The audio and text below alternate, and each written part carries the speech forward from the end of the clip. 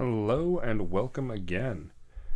We're doing something a little new today. I've done this once before on the original The Guy Who Sounds Funny.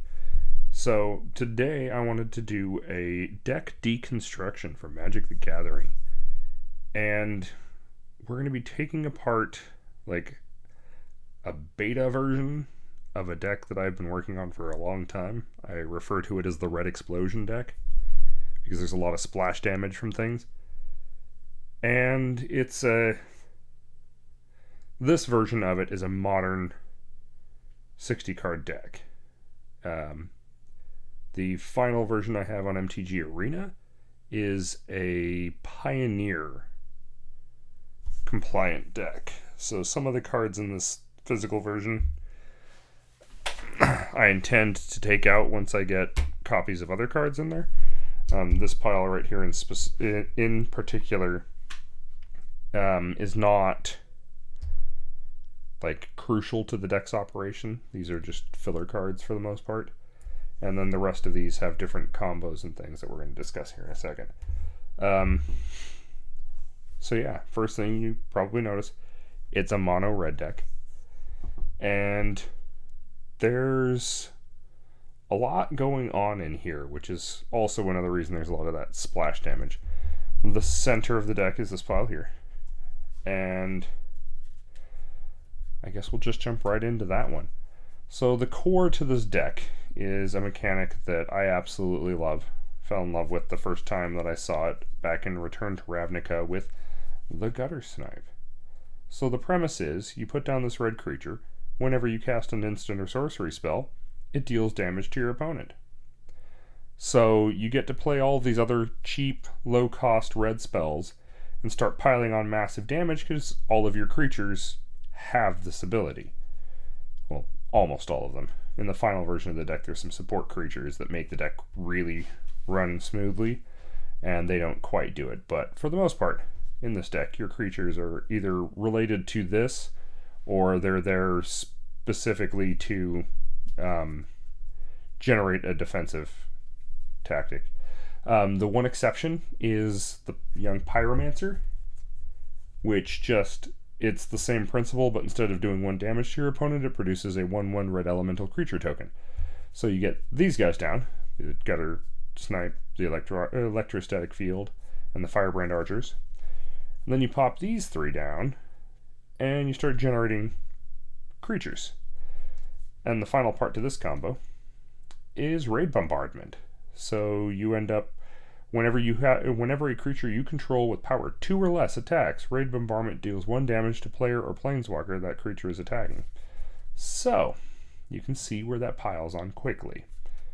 You get these guys doing damage from spells being cast, these guys generating creatures from spells that are cast, and then when you swing with all of these creatures, except this dude, that have power 2 or less, everything deals 1 damage.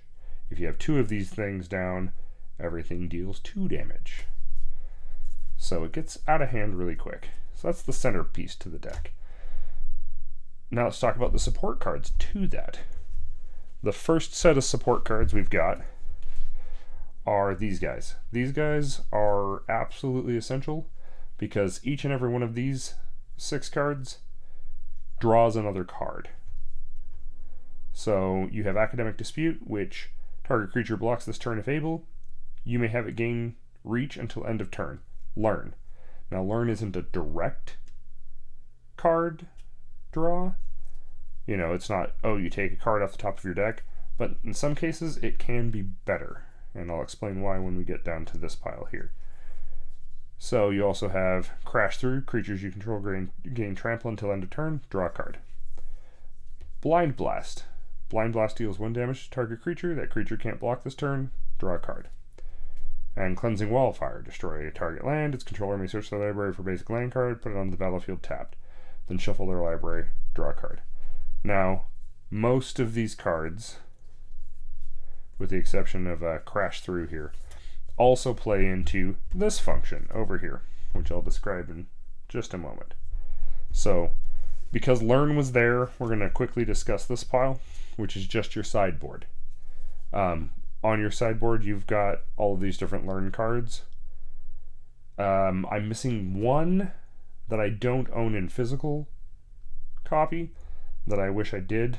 I can't remember exactly what it is. I don't use it often, but it comes in handy during specific scenarios. Same with this one. Start from scratch. It's a 3-drop. You get to choose one. It either deals 1 damage to any target or destroys a target artifact. Obviously, you're not using 3 mana to deal 1 damage to any target. This is in here to get rid of pesky artifacts. And in Modern, there's a ton of them. So this card can be a lifesaver if somebody's dropping things down that are either gaining life rapidly or nailing you hard for damage. You've got a lot of artifacts in Modern and in Pioneer where they are either ramping up your opponent's ability to do damage to you through either extra mana or additional abilities, or they're just a pain in your rear to begin with. So good for that. And then these 4 cards, it's all a matter of personal taste. Honestly, I use environmental sciences all the time. It's usually what I'm pulling with the 1-drop Learn card there. So you pull environmental sciences out, search your library for a basic land card, reveal it, put it in your hand, then shuffle your deck. You gain 2 life. So if you only have 2 land out on the field, this deck is being hampered. So this guy's 2 cost, gets your land out, you're good to go. Expanded Anatomy, I'll pull this one several times too, just to buff things out on the field, because a lot of the creatures in this deck don't have a lot of power. That card's unendingly useful. Haven't actually ever used this one, but it is in there in case there's the scenario where there's just something I just cannot handle. So Introduction to Annihilation, exile target non-land permanent, its controller draws a card. So if you have something so big on the field that you just cannot handle it, you destroy it. And in the final version of this deck, there's enough mana ramp that this should be easy to play. And then Introduction to Prophecy, scry 2, then draw a card. Once again, it's card draw, but it's card draw with the added benefit of being able to manipulate kind of what card you're going to draw. And this one's just in there because that's part of the sideboard, and that card is part of this combo. Now, back to what I had said before, several of these cards also play into this part. This part is something that Red is not well known for. This is board control. So you have Active Treason, gain control of target creature until end of turn, untap that creature, it gains haste. So, seize there. These 2 cards are kind of an added bonus, and I'll talk about this when I get to the land pool stuff. But these guys, they're a bit more expensive. They're a 5-drop, gain control of target creature until end of... It's exactly the same thing as Active Treason. But they also have the added benefit of being a land. And then for quick, cheap, and dirty creature control, you've got Claim the Firstborn. So Claim the Firstborn, you grab a creature that is mana cost 3 or less. So in the first couple of turns, this one can really throw your opponent off because they're not expecting you to be able to just seize control of their creature and smack them with it. And so that's grabbing your opponent's creatures that way, but you also have land destruction, can't block, has to block. And so this deck has, for a red deck, an advanced amount of board control cards in it. It's temporary control, but it can swing the balance of the game hugely. This card, the Songmad Treachery, it has been an absolute lifesaver when playing this deck in MTG Arena. And I keep thinking it's not a great card because of the high cost, but I constantly use it. It is always getting played in that deck. And it's really awesome, like when your opponent has been buffing up a card and they've got this massive creature and they're going to swing at you next turn for it. Your turn, you have the 5 mana, you're just like, hey, guess what? I'm going to use this giant guy against you. So here we've got more passive benefit cards. So first is the Leyline of Combustion, which just whenever your opponent targets you with a spell or a ability, Leyline of Combustion deals 2 damage to that player. So it slows your opponent down. It makes them really think about what they're going to do and whether or not they're going to target you or your creatures. So absolutely awesome. Added benefit, if it's in your opening hand, you can play it without paying its mana cost. It comes out on the field your first turn. And here's the first of the cards that are absolutely modern restricted. And I hate that the final version of this deck does not have this in it. This is Valakut the Molten Pinnacle. After 5 mountains out on the field, this guy deals 3 damage every time you play a mountain. It's a fantastic card, and it makes me so sad that it's not legal in the Pioneer version of this deck. Only downside, it comes on the battlefield tapped, but a lot of the auxiliary lands in this deck do, so not a problem. We also have Valakut Awakening. This one's another one of those cards where it can flip for a land.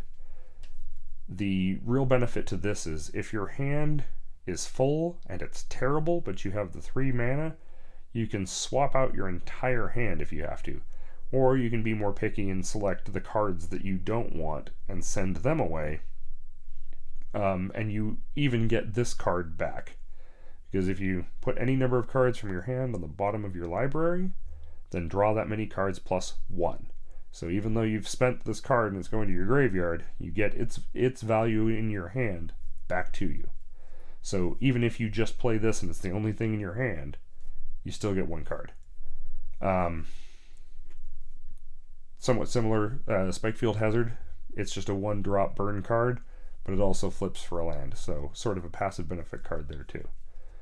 Den of the Bugbear is just always awesome to have in a red deck, because if you get it in your opening hand, or it's your first or second draw, you can normally play this without it coming into the battlefield tapped, gives you red mana, and then in a pinch and late game, if you want to,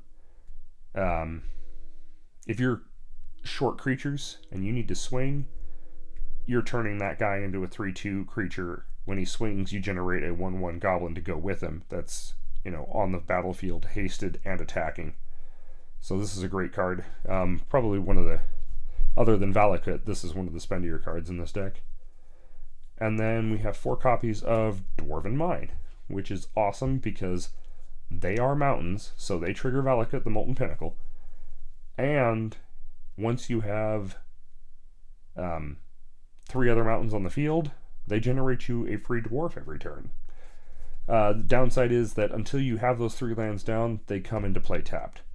So you really hope not to get these in your opening hand, but if you do, not a terrible thing. If you don't, then when you do draw them, if you've got those 3 lands down already, the 3 mountains, you start generating free creatures that then run into raid bombardment because they're 1/1s.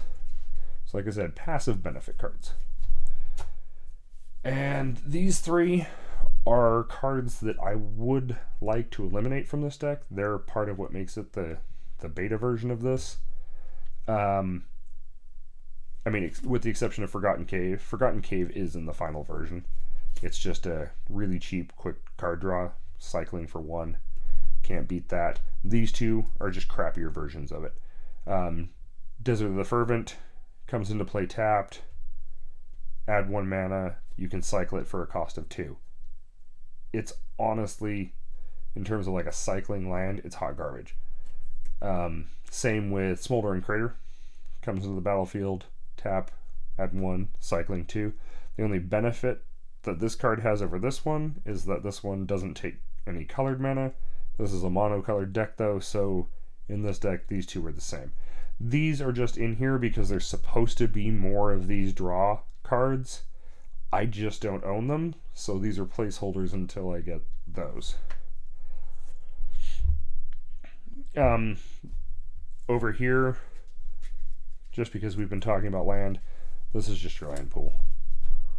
So don't think that there's any masterful secrets being hidden in that pile. Over here, we've got the old combo. Most of this goes away in the second version, but as a placeholder, it works. So what you have here is 2 Chandra Planeswalkers. Both of these are replaced in the final version. This one is similar to one of the replacements. So if you can't afford... my word, I've forgotten her name. I'll find it and put it in the comments. But so Chandra the Novice Pyromancer does most of the effects, so you can actually just keep her in there if you don't have the final version of Chandra that we want in the deck. Chandra Pyromaster isn't in there, but she also feeds into some of these control elements, so she's also a good alternate Planeswalker.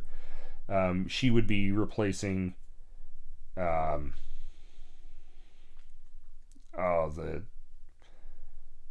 D&D themed one, the Champion of Avernus. I've forgotten her name too. So what these two ladies do is, in combination with Chandra's Phoenix, which it's a 3-drop flying haste 2/2.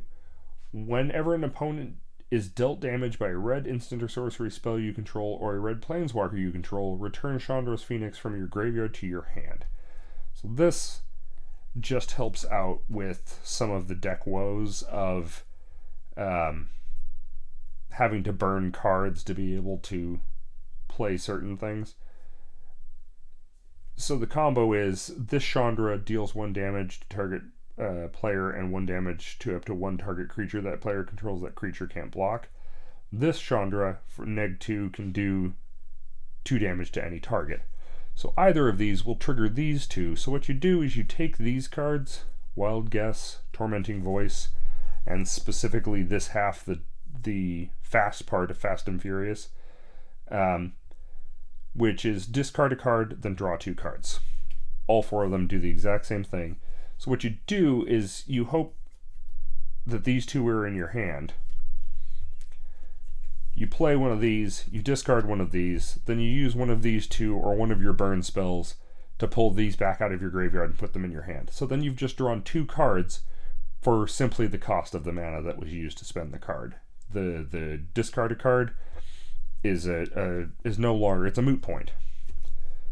So that one's a real nice combo, but in the end, you're taking up a lot of space for this combo for something that other cards do other jobs better later. And like I said, I don't own them yet in physical copy, so some of this is still placeholder. Like Fast and Furious is still in the final version of the deck, and I might keep Tormenting Voice. I didn't know it existed until I was reviewing for this deck and saw it and went, that's still pretty cheap. Wild Guess in a mono red deck is essentially the same, but the fact that it's got those 2 and there's no way to diminish that cost, those 2 reds there, prevents it from being as effective.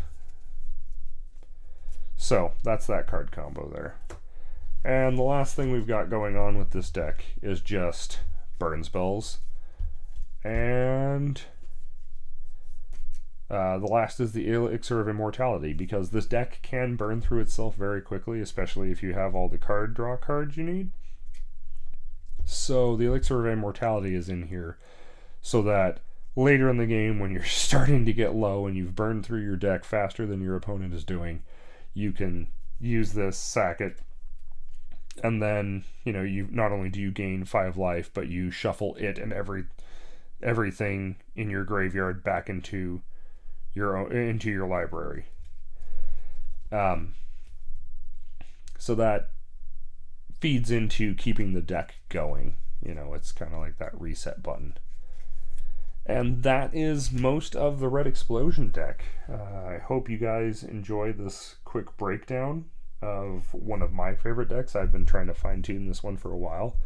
And once I have acquired all of the cards for the final version of how this plays, I'll do another video explaining how all of those things synergize together and really ramp this deck into being able to take people out in like turn 2 or or not turn 2, but turn 3 or turn 4.